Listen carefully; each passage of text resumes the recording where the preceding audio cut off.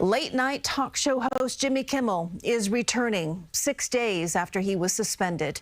ABC temporarily pulled the plug on his show and created a firestorm over freedom of speech. As Bauman reports, some stations will not air the show.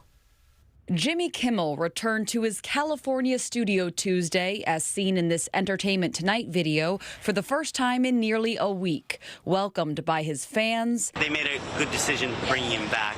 And by his late-night contemporaries. Disney put Kimmel back on because you, the American people, were upset, okay? Last week, after Kimmel made what ABC called ill-timed and insensitive comments about Charlie Kirk's alleged shooter, pressure came from two major companies which own local ABC stations, Sinclair and Nexstar, and from FCC Chairman Brendan Carr. These companies can find ways to change conduct, to take action, frankly, on Kimmel, or, there's going to be additional work for the FCC ahead. The comedian's return comes after days of protests in New York and LA, and after ABC said they had, quote, thoughtful conversations with Jimmy.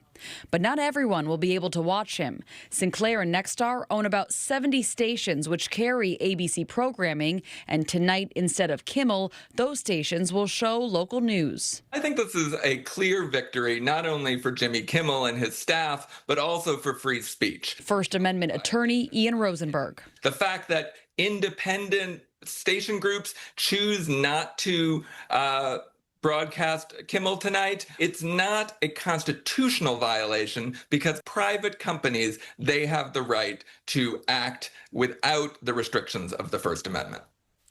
And late tonight, President Trump posted on Truth Social that the White House was told by ABC that Kimmel's show was canceled, saying, quote, I think we're going to test ABC out on this.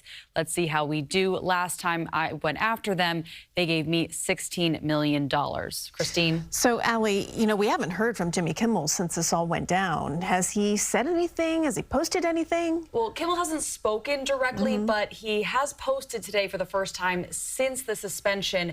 It was a photo of Norman Lear, the creator of All in the Family, a show that was considered controversial at the time. Lear was also a fierce supporter of the First Amendment. All right, back on the air tonight, at least in some markets. Thank you, Allie.